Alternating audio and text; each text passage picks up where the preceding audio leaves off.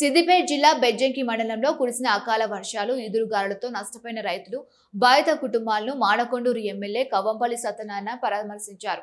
కల్లెపల్లిలో గాలివానతో దెబ్బతిన్న రేకుల ఇల్లు ప్రభుత్వ పాఠశాల పైకప్పును పరిశీలించి బాధితులతో మాట్లాడారు. పూర్తిగా ధ్వంసమైన ఇళ్లకు ఇందిరమ్మ ఇల్లు మంజూరు చేస్తామని, పాఠశాల మరమ్మతులకు అవసరమైన నిధులు కేటాయిస్తామని హామీ ఇచ్చారు. ఎవరు అధైర్యపడవద్దని, ప్రభుత్వం అన్ని విధాలుగా ఆదుకుంటుందని తెలిపారు. అనంతరం గ్రామాల్లో ఏర్పాటు చేసిన ఐకేపీ ధాన్యం కొనుగోలు కేంద్రాలను ఎమ్మెల్యే సందర్శించారు.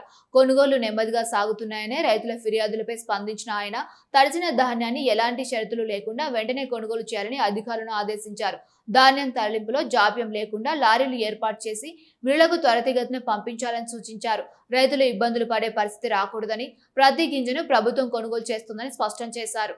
కొనుగోలు కేంద్రాల్లో తూకం సమస్యలు, లారీల కొరత, తడిసిన ధాన్యం నిల్వల అంశాలను రైతులు ఎమ్మెల్యే దృష్టికి తీసుకువెళ్లగా వెంటనే పరిష్కార చర్యలు చేపట్టాలని సంబంధిత అధికారులను ఆదేశించారు. విధుల్లో నిర్లక్ష్యం వహిస్తే బాధ్యులపై చర్యలు తప్పవని హెచ్చరించారు.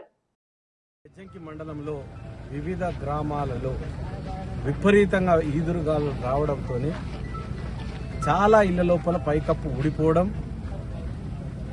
మరి ఉండడానికి కూడా యోగ్యంగా లేని ఇల్లు తయారైనాయి.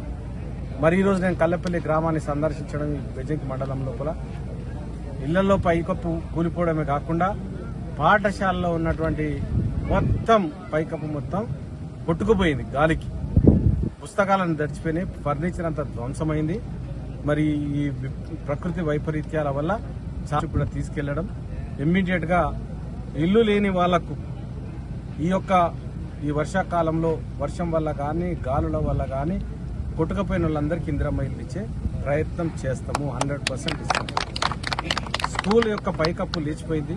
ఆ స్కూల్ కూడా పైకప్పుకు ఇమ్మీడియట్ గా మంజూరు చేసే విధంగా చర్యలు తీసుకుంటాం.